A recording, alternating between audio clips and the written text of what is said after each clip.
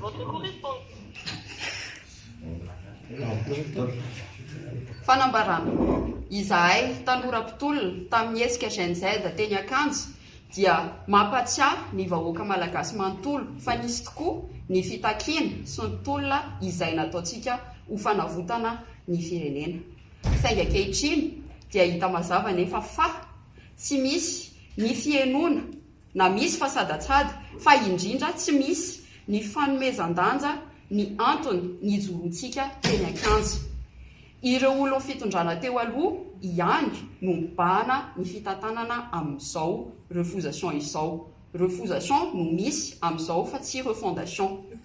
Etsekilan'izay ireo efa nigadra nanodikodimbolam-panjakana sy ny karana ary ny mpanao trafika no avarapatana ao an-daba. Mibirioka ary mivily lalana tanteraka ny zava-misy ary mitady ho rava ilay fanantenana dia atahorana ho simba sy ho very. Mibaribary ny kolikoly ary tsy miafina intsony. Noho izany dia mivoana amin'ilay foto-kevitra teny Ankanja ny mpitondra fa ny vanatanteraka na changement radical du système no ny arahantsika mitaky tadidio fa tsy fanamboamboarana ivelany. Tsapa ihany koa fa mamerina ireo fahaditsony efa nataony teo aloha ny mpitondra ankehitriny. Ao anatin'izany ny tsy fifampiainona, ny fanamaivanana, ny feoan'ny olona rehetra izay mitolona, ny fanaovana tsinontsinona ny etaeta ny vahoaka.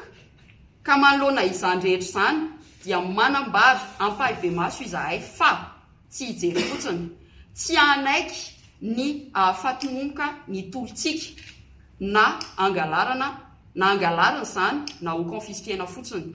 Tsy ekena ivelively ihany koa ny anovana ny tolona ho fitaovana fanadiovana olomeloka sy mpangalatra. Mitaky tsy misy fepetra izahay araka izany ny fandravana ireto androm-panjakana sadasada manaraka ireto izay heverinay fa sakana amin'ny tena fanovana. Ao anatin'izany ny haute cour constitutionnelle na ny HCC, ny commission électorale nationale indépendante na CENI ary ny assemblée nationale. Natao izao fanambarana izao ho fiarovana ny tolom-bahoaka. Masina ny tolona, masina ny dralatsaka sy ireo ainana fohy, masina ny tanindrazana. Fijoroana, fitondrana mangarahara sy fahamarinana ihany no tohananay hatramin'ny voalohany hatramin'izao tsika miteny izao. Iza tokoa mo ny malagasy tsy maniry ny fiovan'i Madagasikara ho amin'ny tsara